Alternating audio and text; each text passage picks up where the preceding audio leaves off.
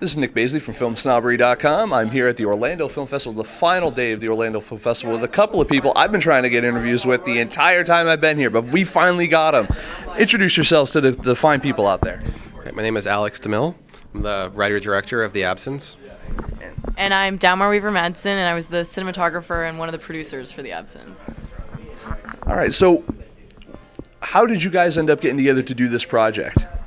We met. We both were on the MFA graduate program at UCLA Film School. So this project was my thesis project for the directing program, and Dagmar was in the cinematography program. So we'd shot two previous films together, and we worked really well together. So we decided to try it again. Tell everyone a little bit about what The Absence is. Actually, I want to hear from both of you, because she probably has a different perspective of what that movie might be from being behind the camera. What did you think that movie was going to be?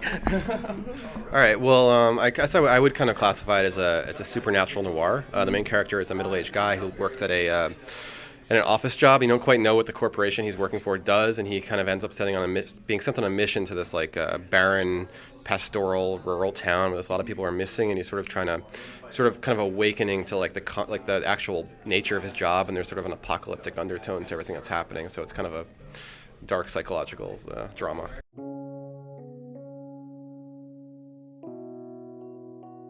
I'm sending you out into the world, Benjamin, into God's country. A set of documents. A book has gone missing. You are to locate and destroy it.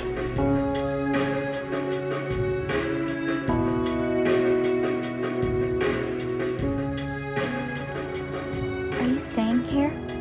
Yeah. All night?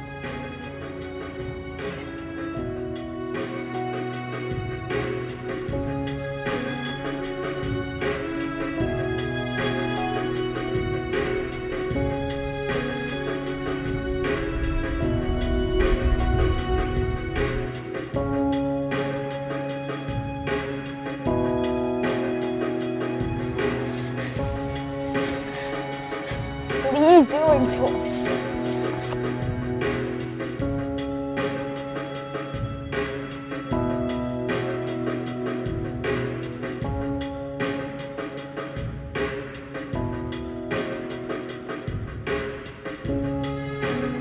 These are the stories of the disappeared, culled from whatever I could steal from records.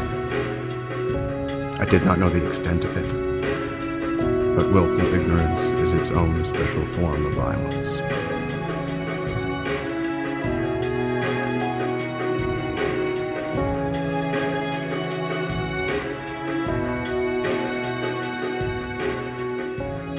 They ask for our souls, but it's we who choose to give them.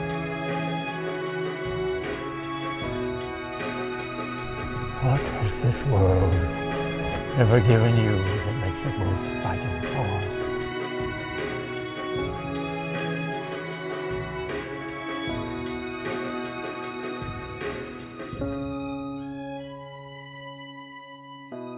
The world is dying. Can you feel it?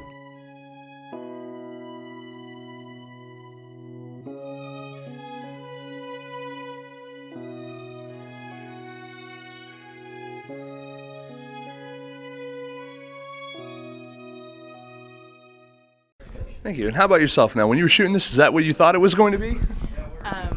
Actually, yeah. I think one of the reasons that Alex and I work really well together is that when he writes stuff and then we come together and we're shortlisting, I'm like, oh, I'm seeing it this way, and it's like some things he hasn't even written down, we're just completely on the same page with that, and I visualized it almost in the same way that he's like describing it, or even things he's left out. I feel like we're really in sync on the story, so I feel like he has a really strong character, and like the tone was very clear to me the whole way through, so I felt like it was very, I don't know, it was pretty easy for me to access the world he was creating.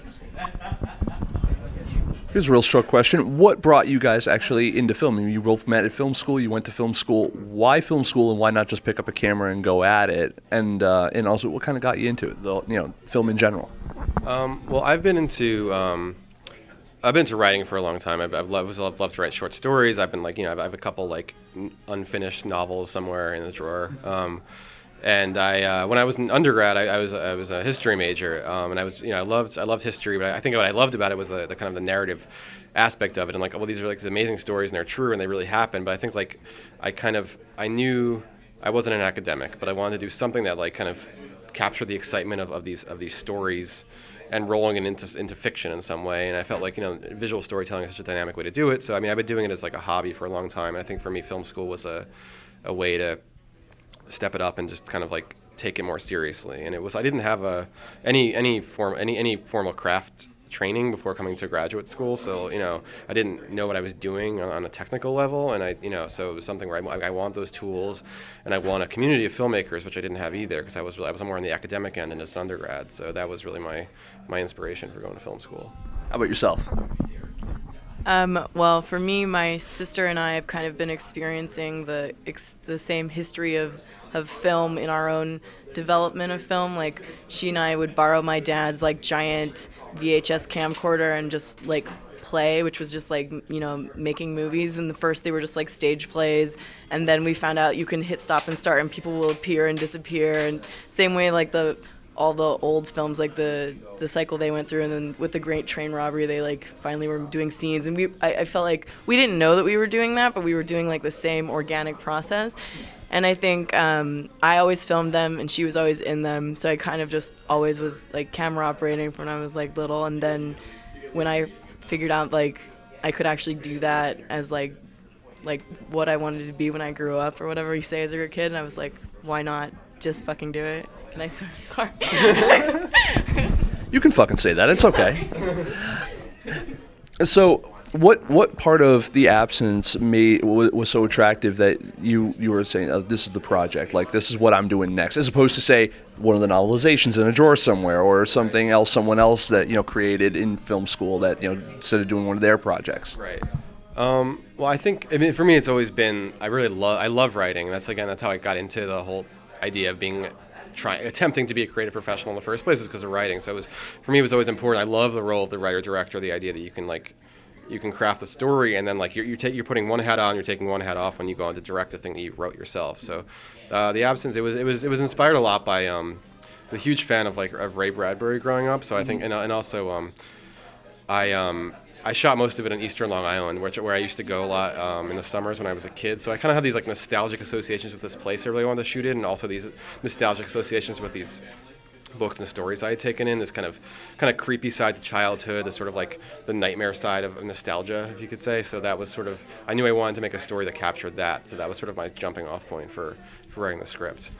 Well, let's talk about film festivals for a second. You're here at the Orlando Film Festival. First of all, you both having a great time? Yeah, it's great. It's been a fantastic. It's been one of the best festivals I've ever been to by far. Yeah. And you guys have been to a lot of other festivals in the past? Yeah, I've been to a few. Some where I've shown, some I haven't. I mean, I've lived in New York, so I've been to Tribeca, which was great. I've been to a few others which I showed him, which I wasn't quite as enthusiastic about. So this is definitely like one of the, as far as festivals I've shown in, it's definitely by far one of the best. More fun. Yeah, definitely very fun.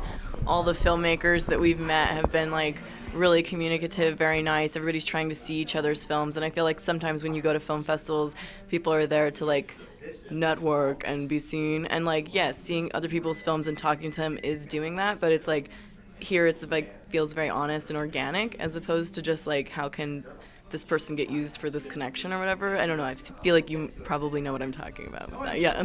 Yeah, and this is not a money-making operation. I mean, this is about the films and the filmmakers, and that's what's so great about it. Yeah.